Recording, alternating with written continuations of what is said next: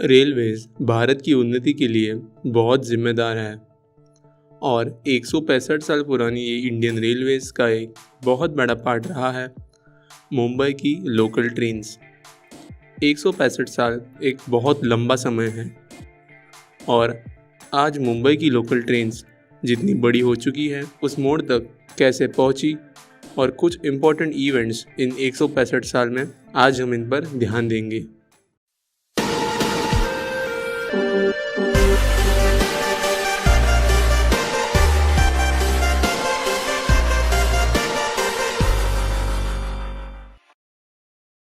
सोलह अप्रैल 1853 दोपहर के 3:35। इस समय भारत की ही नहीं बल्कि एशिया की सबसे पहली ट्रेन बोरी बंदर स्टेशन और ठाणे के बीच में दौड़ी। इस ट्रेन को खींचने के लिए 3 भाप से चलने वाले लोकोमोटिव का इस्तेमाल किया गया था और इनमें 14 कोचेस थे। और इस मुंबई से ठाणे के बीच के छोटे से सफ़र को 1 घंटे और 25 मिनट का समय लगता था। तब दिन में सिर्फ 2 ट्रेन सर्विस हुआ करती थी, जबकि आज 2350 ट्रेन रोज़ सर्विस करती है।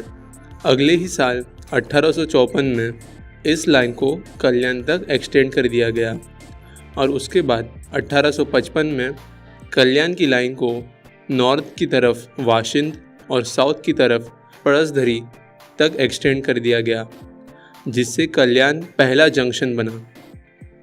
अब सीधे 1878 पर जाते हैं। अभी तक दादर बांद्रा मुंबई पुणे लाइंस खुल चुकी थी और परेल, दीवा, मस्जिद, घाटकोपर जैसे स्टेशंस खोल दिए गए थे। लेकिन 1878 इन चीज़ों के अलावा भी एक और महत्वपूर्ण साल था, क्योंकि विक्टोरिया टर्मिनस का कंस्ट्रक्शन शुरू हो गया और अब हम सीधे 1888 तक जंप करते हैं। अब 3 नए स्टेशंस बन चुके थे, जो थे कुर्ला, महालक्ष्मी और करी रोड, और विक्टोरिया टर्मिनस का काम पूरा हो चुका था। अब एक छोटा सा गेम खेलते हैं। अब इस वीडियो को आप पॉज करो और कमेंट में लिखना कि आपको क्या लगता है कि विक्टोरिया टर्मिनस बनाने में कितने पैसे खर्च हुए होंगे। तो जवाब है 16,40,000 रुपये। तब विक्टोरिया टर्मिनस में सिर्फ 6 प्लेटफॉर्म हुआ करते थे।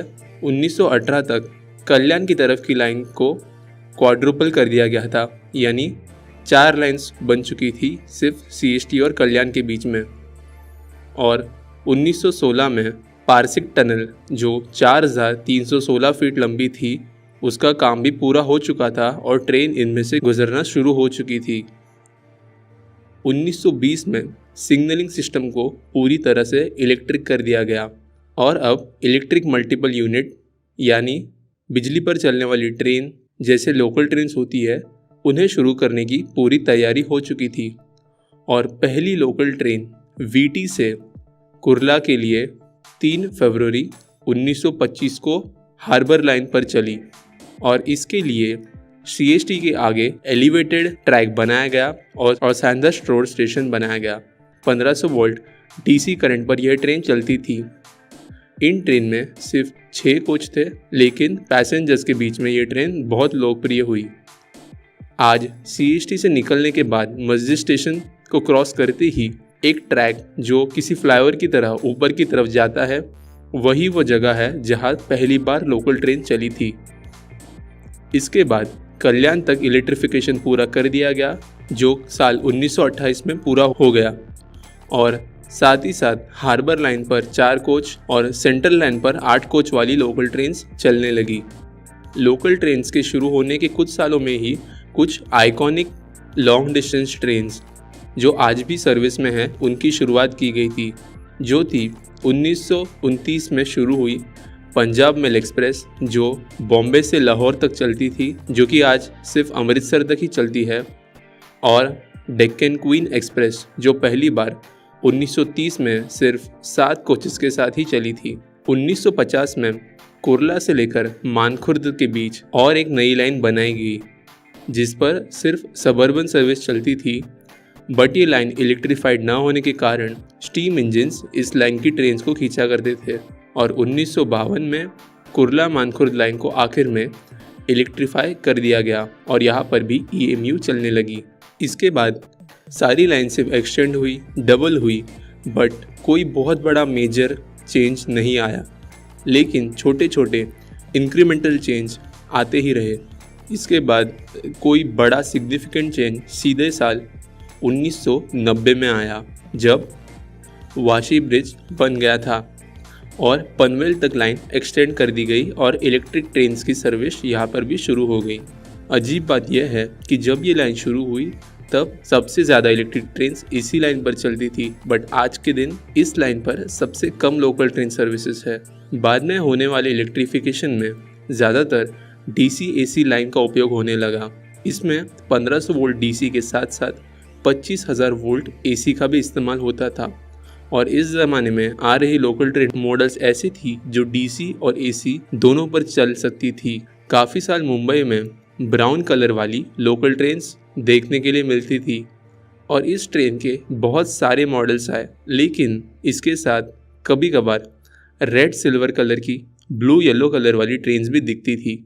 लेकिन सबसे बड़ा चेंज लोकल ट्रेन की कोचेस में तब आया जब साल 2007 में पर्पल कलर की सीमेंस रेक इंट्रोड्यूस की गई, जिसमें सबसे बड़ा अपग्रेड था कि ये स्टेनलेस स्टील से बनी थी। इसमें पॉलीकार्बोनेट सीट्स थे, एयर सस्पेंशन का इस्तेमाल किया गया था और GPS पर बेस्ड पैसेंजर अनाउंसमेंट सिस्टम था। ये ट्रेन्स जैसे जैसे आती गई, धीरे धीरे ब्राउन वाली ट्रेन्स को कम कर दिया गया और DC ट्रेन्स को ख़त्म करने का सफ़र शुरू हो गया। 2014 में बॉम्बार्डियर कंपनी की नई ट्रेन भी मुंबई की सबअर्बन लाइंस पर दौड़ने लगी और आखिर में 7 जून 2015 को शाम 6:50 को आखिरी 1500 volt DC local train Mumbai CST से कुर्ला के बीच चली। और अगर आप इस ट्रेन में सफ़र करना चाहते थे तो आपको 10,000 रुपये का टिकट खरीदना पड़ता था।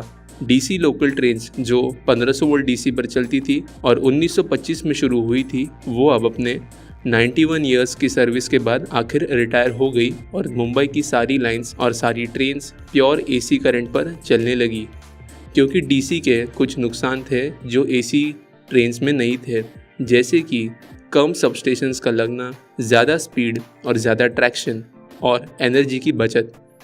मुंबई की लोकल ट्रेन्स अब अपग्रेड होने लगी थी और पास्ट को छोड़कर फ्यूचर की तरफ बढ़ रही थी। दिसंबर 25, 2017 को मुंबई में पहली AC लोकल ट्रेन सर्विस शुरू की गई, जो कि शुरुआत में इतनी पॉपुलर नहीं थी, बट आज रश आवर के समय चर्चगेट से विरार तक चलने वाली इस AC लोकल ट्रेन को अच्छा खासा सपोर्ट मिलने लगा है। आज मुंबई की लोकल ट्रेन्स की रूट्स पर 75 लाख लोग सफ़र करते हैं और 465 किलोमीटर लंबी टोटल सबअर्बन ट्रैक्स की लेंथ है, जिसमें 248 स्टेशंस हैं। दिन में 2325 लोकल ट्रेन्स की फेरियाँ होती है, लेकिन इसके बावजूद भी लोकल ट्रेन्स बहुत ज़्यादा ओवरक्राउड हो चुकी है और इस भार को कम करने के लिए मेट्रो और मोनोरेल सर्विसेज बनाई जा रही है, जो काफ़ी हद तक फ्यूचर में राहत देगी।